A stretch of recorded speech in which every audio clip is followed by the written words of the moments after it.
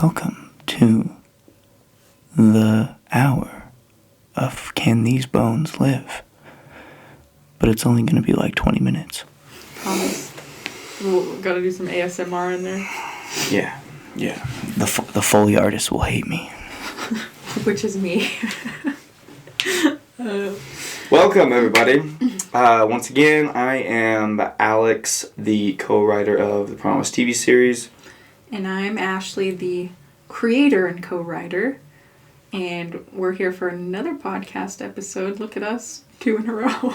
To ask and answer the question, can these bones, in fact, live? Can they? I don't know. Yeah, We'll figure it out. We're going to talk about it. Last week, we just kind of gave you a long-run recap of how this last year's been and why it's been a minute since we have done a podcast. We've been very busy. Just as a brief update, we have a solid pilot. We're networking right now, and we are currently seeking investors to raise for our proof of concept, so that with the script and with the torch, we're going to be unstoppable. Yep. We want to show you the vision of what story we want to tell, what it looks like, the aesthetic, the actors. Hebrew, ancient Hebrew is the theme, and that's really fun. It's also really expensive, but it's more fun. More fun. Actually, the ancient Hebrew, that's kind of what inspired this series all the way back. I took a biblical Hebrew class, and for some reason my brain just kept making the connection to the Book of Mormon and being like, this is the religion of the Book of Mormon at the beginning. And so really exploring the idea of like the Jewishness of the Book of Mormon kind of inspired a lot of this. And then, like I've said before, then when I was reading the Bible and realizing, wait a second, there is a story here that nobody has ever told, and it's really cool, about the first Babylonian siege and Lehi and his family's involvement in that. Also Ishmael and his family. It's fascinating because this was pre-exile, and so when we do our research for this series, we can't use the Torah. We can't really use anything after, what would you say? Well, it depends on if we get into it with the Deuteronomist thing, but, we've just a lot of Exodus, a lot of Genesis, and a lot of taking a look at what was the simplified Judaism before the exile and before everything got introduced like we see in Jesus's time. It was a lot more simple, although they still had all the 213 commandments from Exodus. That gives us a lot to work with. But yeah, like I said, I mean, I've been researching this for a long time, and there's not a lot about pre-exile Judaism. Is that because it's so long ago that it's a reach to agree on anything definitive for the law, or is it more like Christianity, where when the new law was introduced, it kind of fulfilled the rest of it, and this is the direction we're going? Or is it just like historically so long ago that it's somewhat obsolete? I mean, there's a bunch of different reasons. One of them, a lot of people think that after the exile, a lot of the Old Testament was changed, and they took out a lot of things and kind of made that form of Judaism obsolete because they now didn't agree with it. So that's a big reason. Also, I think, just looking on the internet, it's like typing in, what did ancient Hebrews do? It always stops at New Testament stuff, and so it's hard to find people that have done a lot of research and stuff. You have to go to like real books. I have an idea. Maybe when we Google those things, we just do ancient Hebrew. Super ancient. Yeah, exactly. So it's been fascinating, and I'm not a scholar or historian as a layman or as a profession, but doing some of this research, listening to Ashley, who's studied this a lot more than I have, it's been fascinating and really exciting. And it's kind of helped me, adjust dialogue, adjust, stage direction to kind of bend to how it was at the time, or for what we know, or for what we can assume. And that also coincidentally gives us a lot of play, in fact, because there's a lot that wasn't known. You know, we have the structure, the baseline from all the different sources, and so that gives us a lot of room to play and make it believable. Who knows? Maybe it's not how it happened at all. Maybe, you know, maybe a lot of what in the scriptures didn't happen, but it was more of a story. You know, that's not the point. The point is to say, okay, we don't know a lot, so let's fill in the lines with something entertaining and uplifting. Useful. Yeah. So last time we talked about our pilot episode. This time we've been going through episodes 2 and 3 in the past couple months. Yep. Redraft and then redraft and then redraft. This is like our third draft Probably. of 2 and 3. I mean, of us together, I've probably written 8 drafts. But that's what happens when you don't know how to do stuff and you have to learn. So Sure. In the words of Jordan Peele, screenwriting's like filling up a sandbox with sand, getting ready to make the sandcastle, you know? Yeah. It always sucks at first. Then it gets better. Yeah. You just got to put something out there, though. Yeah, so episode 2, we are getting closer to the beginning of the siege. And a lot of this episode is Layman making some decisions and trying to figure out where his place is going to be. And there's also quite a bit with the character Pasher, who was a real character in the Bible. And his relationship, his friendship with Layman, and a couple other things. And Pasher and Jeremiah get into it. Another biblical story. Trying to think of what else. Oh, episode 2 is a lot again of that Jewishness, them celebrating the Day of Atonement and the Feast of Booths. So it's really fun to get to see Lehi and his family, you know, building their little booths and celebrating with the family. And through the lenses of Lehi and everybody, you know, attending these feasts, these customs of the time that are happening in Jerusalem, not only do we get to see them immersed in their world, we also get to experience it with them, going through, you know, the streets of Jerusalem, seeing these celebrations, seeing all the customary things that were happening while impending doom is looming, you know, on the summit. And it's fun, it's complex.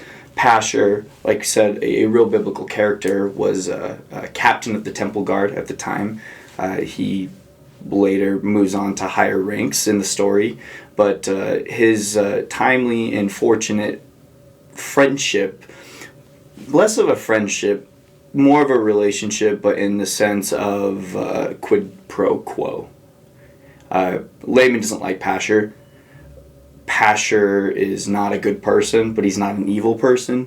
Mm-hmm. You know, he's just a secular follower that does what he needs to make him comfortable and to keep his authority and his power within the rings of the kingdom. Yeah. So we get to see a lot of that in episode 2. I don't know, is there anything else in episode 2? Like, we get to really start to explore the characters of, guess who's back? Back again. Technical malfunction. After a word from our sponsors. Tell a friend.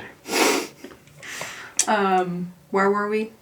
Oh, we were just talking about episode 2, the sons and daughters of Ishmael, which they're there. We know they're there, according to the scriptures, but we don't know anything about them other than they just all married each other. The sons and daughters of Lehi, that is. Yeah. and so that gave us an opportunity and a unique idea to get an early head start on their relationships, because it was obvious they were very close. Lehi was adamant about getting Ishmael and his family out as well. Mm-hmm. So they were friends. And assuming the kids grew up together. So there's already a lot of, so we started developing ideas of, what marriages, could there have been already marriages arranged before they fled into the wilderness, things like that. And the end of episode 1 that we haven't really touched at, but we explore more in episode 2 and onward, is the return of Isaac, who is the oldest son of Ishmael. The youngest son. Youngest son of Ishmael. Oops. Oh, unprofessional. Cut it out. There's okay. Can we be real for 1 second? Yeah. There are so many sons and daughters of Ishmael and Lehi. They had big families and they all have names and likenesses. And yes, I know them all straight. But youngest, oldest, middest, you know, like, I'm sorry. Give me a break. Give me a break. It's fine. But yeah, so Isaac, he's a really fun character because he's a little bit of a loose cannon, a little bit different because he was sent off as an apprentice when he was little. And so he just has a different worldview and he's learned different things and spent some time in Babylon and so he comes back. Yeah. Sorry, real quick. Can you give us context behind him being sent off as an apprentice and why that's a thing? It wasn't unique to Isaac at the time. Yeah, so oftentimes since they had enormous families, Ishmael's family is pretty poor and if they just can't afford to feed all their kids, oftentimes they would kind of loan out their children or, you know, send them off to apprentice somewhere. In this story, we have Isaac going off with Ishmael's brother, who's a stonemason, and, just making his own way. So there is a little bit of bitterness there between Isaac and his parents, kind of like, well, you guys just sent me away. But I think, so it really has developed him into a completely different person than Ezra and Barak, his brothers, who have always lived in Jerusalem, always been farmers. We get to see them butt heads quite a bit, especially Barak and Isaac. That's fun. Ezra's a little more, he's the middle child, so he's a little more of a calm peacemaker type. Classic middle child behavior. Yep. Ezra is married to Elisav, who is a daughter of Lehi. Yep. And Barak is married to the oldest daughter of Lehi. And she's a miserable character. She's like Laman without any of the good qualities. Yikes. Without the charm. So she just wants to murder. Yeah, she's just the worst. So that's fun, and we get to explore that idea of because all their marriages were arranged back then, and it was kind of more of a contracted deal, and so Barak and Lila, his wife, they don't get along, but Ezra gets along with his wife, and so they've got kids, and so we get to see Lehi and Sariah as grandparents, and just all their family spending so much time together. And I also think that it's interesting to note that none of Ishmael's daughters were married, which is pretty uncommon for the time. The women would often get married off around the age of 16. And so it is kind of weird that he had 5 unmarried daughters. And so it's like maybe they were already engaged or meant to be engaged to the sons of Lehi, or maybe this or that. I do think that there was also an issue of Ishmael looking for somebody from his own tribe, maybe looking for somebody faithful, couldn't find anybody. That's just another interesting dynamic of the show. Sure. And Ishmael and his family weren't wealthy compared to Lehi the merchant. Ishmael the farmer, he's hoping to marry off to somebody who has influence that can give his daughters a life, and we can assume that because of the friendship that Lehi and Ishmael have, that those marriages weren't already arranged, but were probably talked about and probably planned, But there's also complexities. Maybe all of them weren't planned, and them being in the wilderness and their situation said, okay, well, we have to unite. And so what's the best way to unite houses? And that's through marriage. And so, there's a lot of subcontext there that we're playing around with, and it's been a lot of fun, and it's proven useful to help with our character development. Mm-hmm.